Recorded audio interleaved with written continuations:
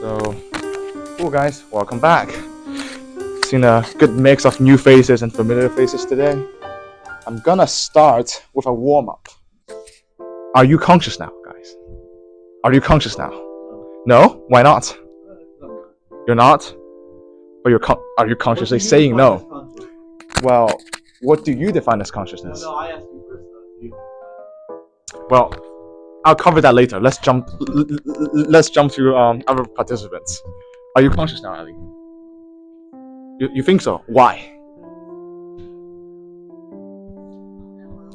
So, hey, welcome guys. Take a seat. Just take a seat anywhere. Thank you. No worries. Right. Thank you, my friend. No. Not now. So, Ali, you said you're conscious now because you're consciously sitting here, like consciously learning stuff.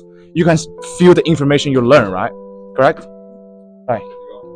Anybody else? Are you conscious now? Yes. No? Consciousness is subjective experience. Not subjective. I mean, that's what most research. Have you asked every neurosurgeon? Alright, guys, one at a time. Josh, what do you have? Does this work? Yeah, this works. What is it connected to? Oh, it's connected to the iPad. Okay. Well, I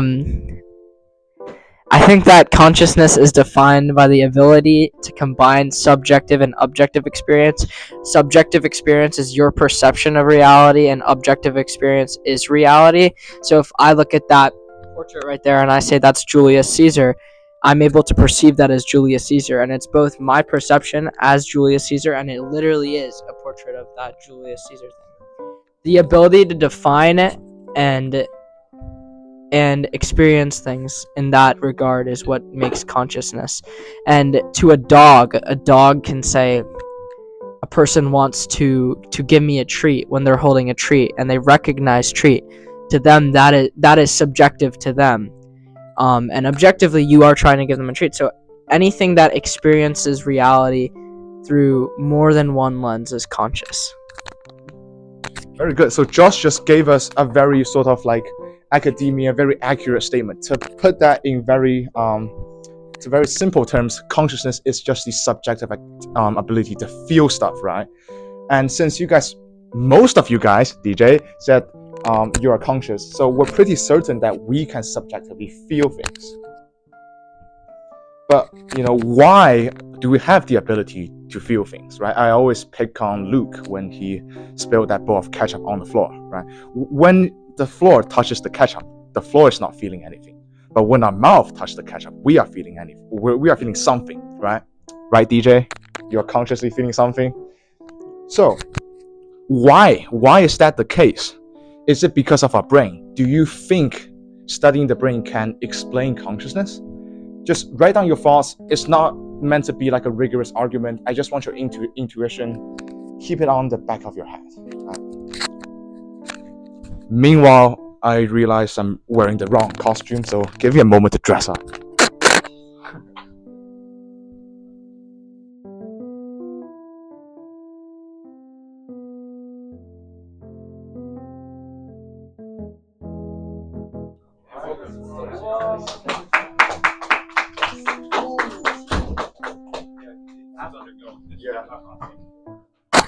So, hopefully you guys have a rough intuition now. I'm hearing more than a rough intuition from some of you guys, which is very good. But if you're confused, no worries. Now we're going to talk about colors, right? Colors. We see colors. We are able to see colors. Josh, you're blonde, right? DJ, you have dark hair. Every day when we're walking around Ranny, we see green grass. As of now, it is yellow grass, which is kind of sad. But anyway, the key point is we see color. But why can we see colors? Not a trick question. Very direct. Anybody? Why do we see colors? Sorry. First. Because of the light and photons that bounce off of the object and into your retina, and it gets processed in your brain. Fantastic. DJ. Like radiation detectors. Radiation detectors? Yeah. Cool. How about you? The cones and rods in our eyes. Yeah. Ooh. So you guys are actually giving me more than I asked for. With our eyes, right? We can see color because of our eyes. They are actually my eyes. And just in case if you're wondering, the reason of these eye bags is because I've been surviving on a very questionable amount of sleep. Anyway, a bit of a physiology of our eyes. We have 3 types of cones: red, green, and blue. What they are gonna do is, each of them is gonna fire a signal to our brain when they receive their corresponding light, right? For example, when I see red and green at the same time, red and green cone is gonna fire. The color that we perceive is kind of like a mixture of the signals they're giving to our brain. It's like an integration. And of course, our brain is involved when we're seeing color, right? Our eyes is actually just a receptor. It is giving information to our brain, and our brain is in charge of all of the processing.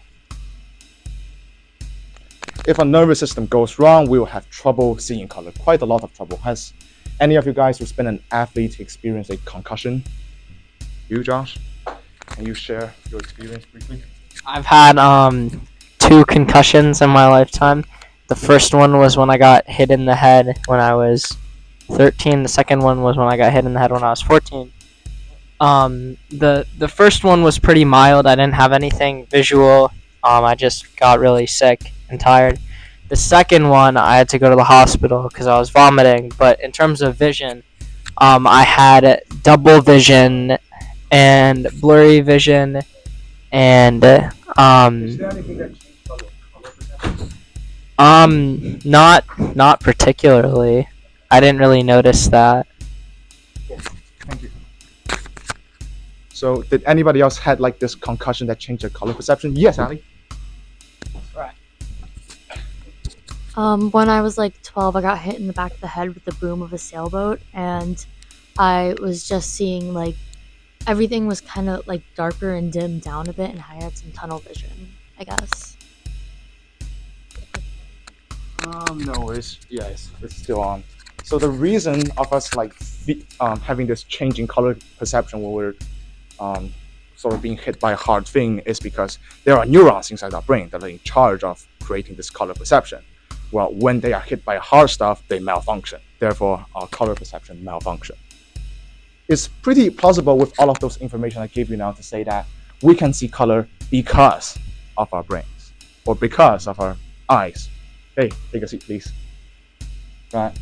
It seems pretty plausible that if we know everything about the brain and our eyes, our retina, all that jazz, we should know everything there is about colors. Right? Plausible intuition. But I am going to challenge that. Here enters Mary. She is a color scientist who grew up in a black and white room. Well, that means she has never seen any actual colors before. But in this thought experiment, she happens to be a color neuroscientist. What does that mean is that she knows every single piece of neuroscientific knowledge related to color. So retina, cones, brain, she knows all that jazz. And here enters dragon's eyes. It's a Chinese fruit. Right, that's the mystery fruit I've been mentioning about, and I actually have that in my bag. Anyway, it has an actual color. It's not black and white, but for the purpose of the experiment, I'm making the impression black and white for now. Now let's say I give Mary all information about dragon's eyes, right? Here's the wavelength of light it is emitting. Here is the sort of texture of it. Here's the neuronal activity it elicits in our brain. She knows all about that. And now I let her out to see a real dragon's eye. Will she be surprised by what she sees? Well, the color seems something new to her. Why or why not? Well, think about it for a moment. And to make yourself feel more like Mary, you're actually free to enter that room, which is recreated into Mary's room, if that is helpful to you. But please don't try to break anything, right? Thank you. Right. Think about it. Hang out.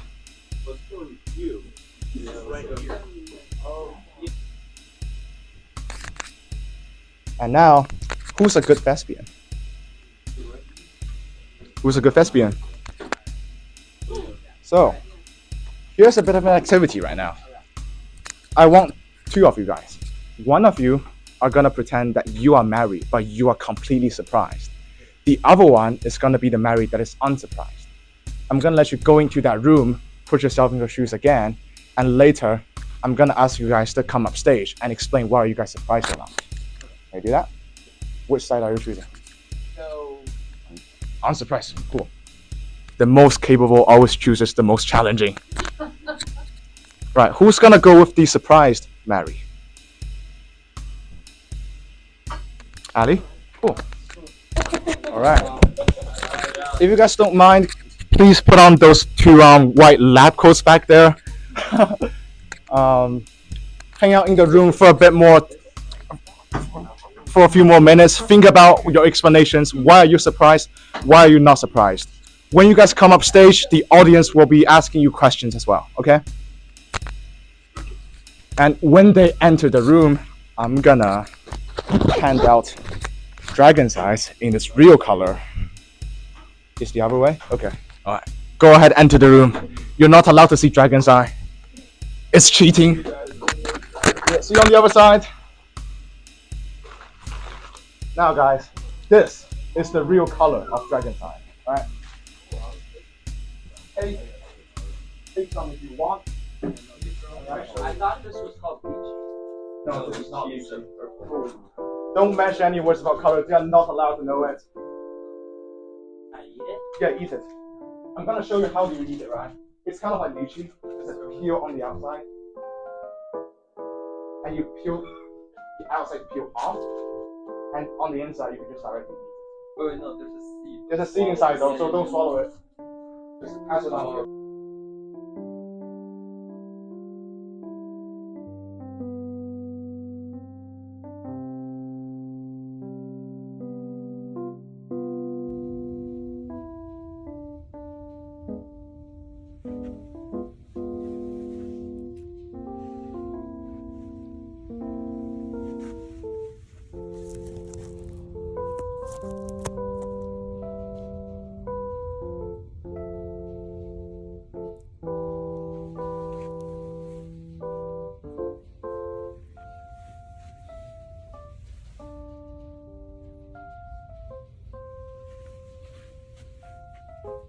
All right, cool. Now let's welcome our Marys. You guys ready? All right, come on out. Come on, be supportive, be supportive.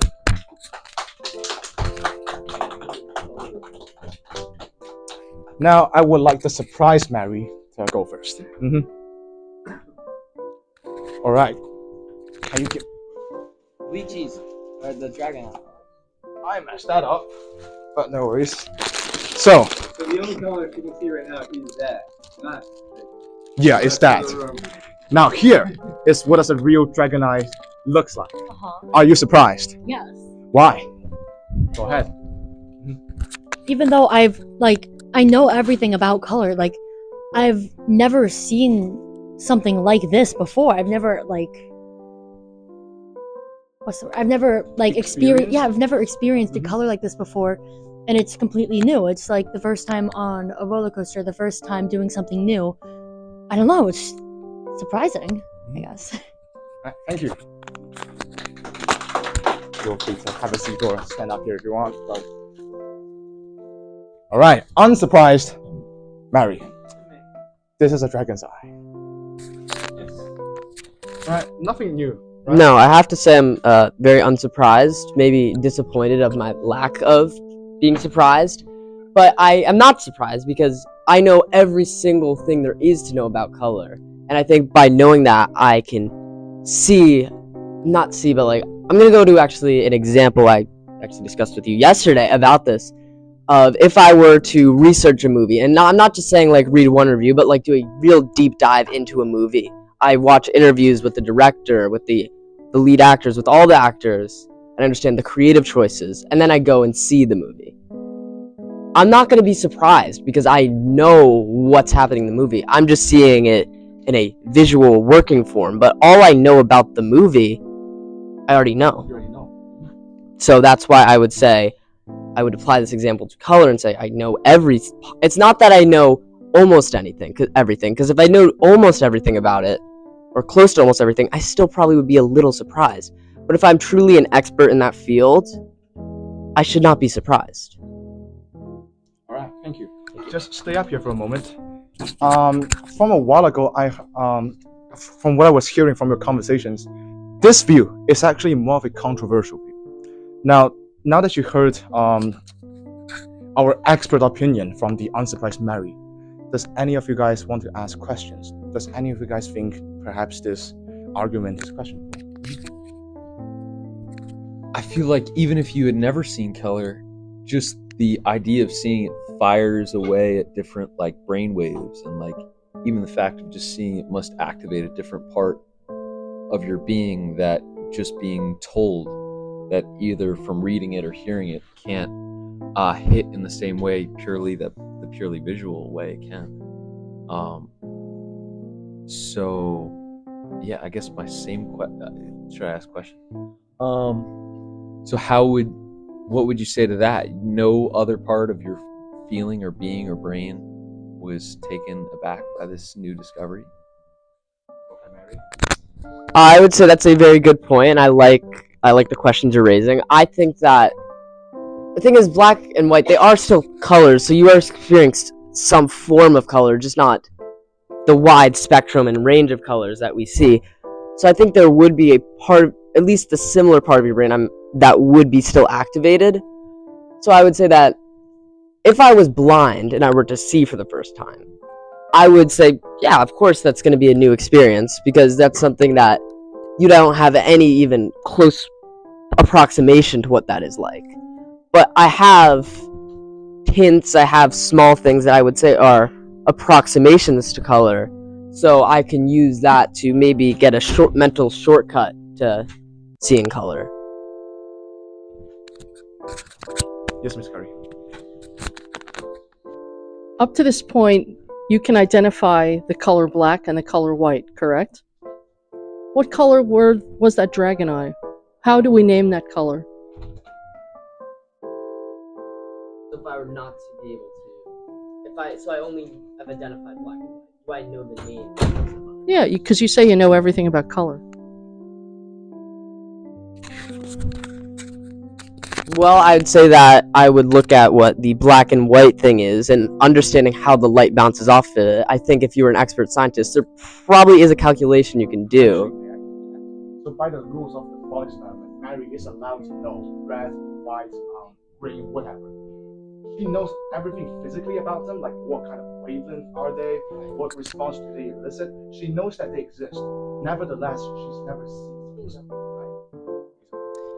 Because this is an expert scientist, they know how light works, they know how it works. So I said that twice, they know how it bounces off, they know what wavelengths will produce a certain color. So I think they'd be able to calculate and figure out what that color would be. And if they have some sort of mental shortcut, kind of get to a close approximation of what they know. What color is it? I would say it's a brownish, between a brown and a yellow, where I'd put it personally. Any other questions to our expert? Yeah, I think you're deluding yourself.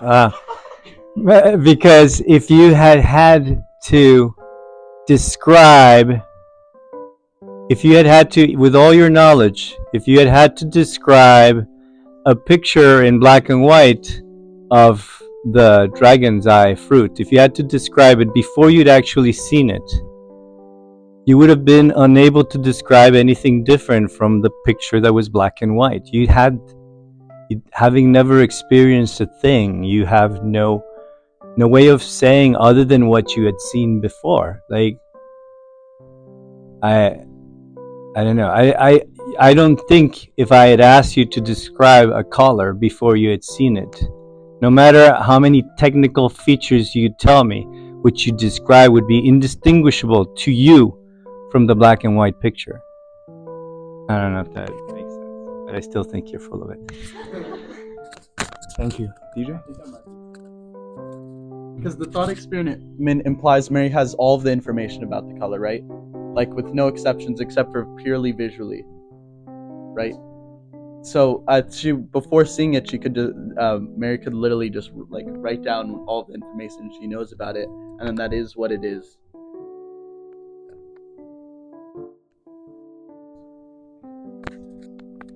Now, do you have any concluding remarks, Mary? I would respond to what you just said because I think that actually brings up a point that I've personally thought about, which is try to come up with a new color. I can't do it. And I think that makes it more complicated. I don't know if this even is a yes or no question, if it's somewhere in the middle, if that's even possible. Because I think we can study things and we can not be surprised, but this, it's just like I think there's still so much that we have to kind of research and think about with this that I don't know if it's a closed case either way. Cool. Thank you, Mary. All right, some fantastic thespians. Now, linking this experiment back, why does this matter? Do you guys still remember the first question I asked you at the start? Can neuroscience explain consciousness? What was your intuition? Guys, do you think we can? Sawyer? We can, right? Justin? No? Cool. DJ, do you think we can? Ali? Did that first. Maybe this experiment is about to change your perception, or at least question it a little bit.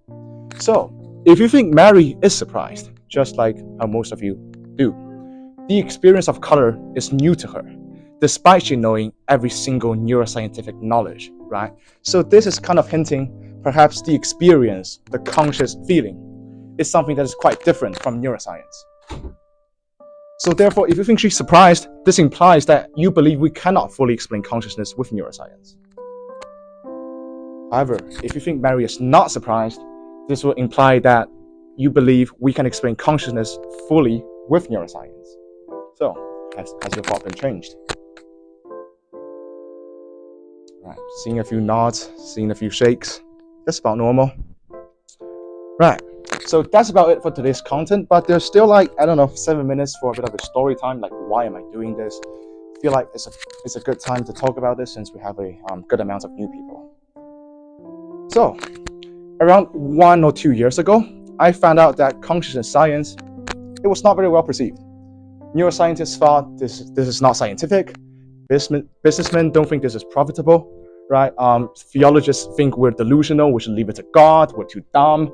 College administration thinks we should go and head towards something that's more productive, right? Even there's a scientific article saying consciousness is pseudoscience. And me, just like any teenager, when I hear something I don't like, I was like, ooh, this is unfair, right? Why do you have to, treat the subject I love this badly?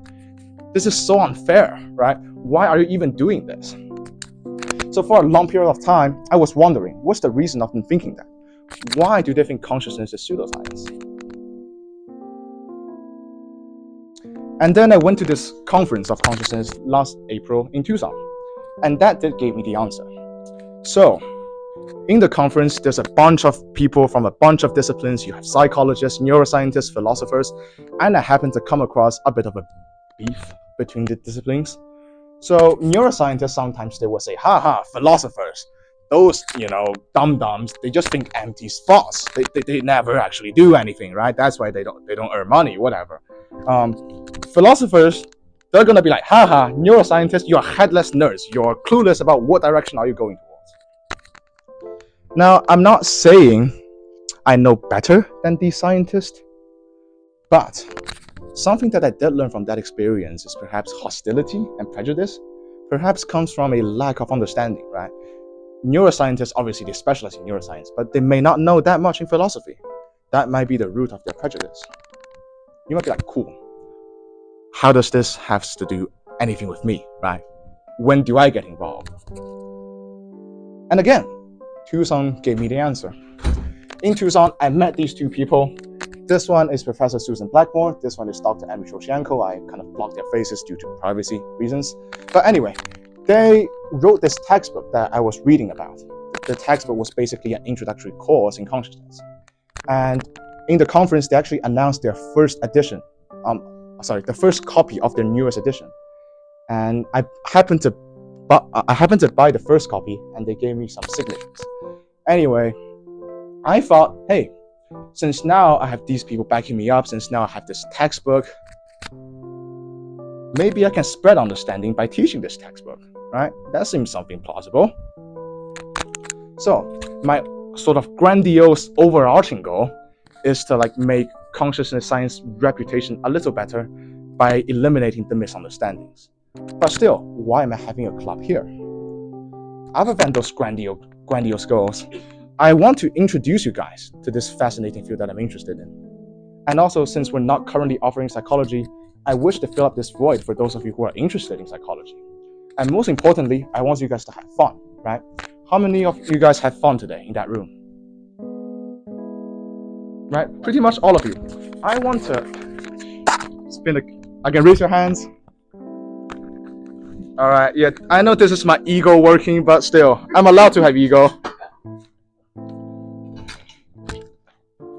So anyway, let's fix this back to its original position. You can help me with that.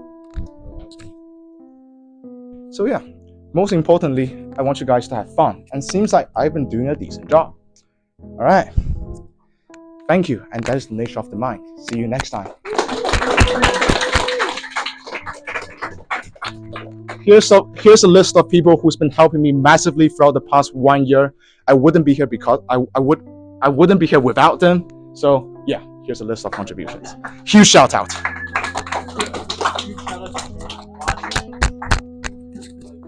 All right, thank you guys.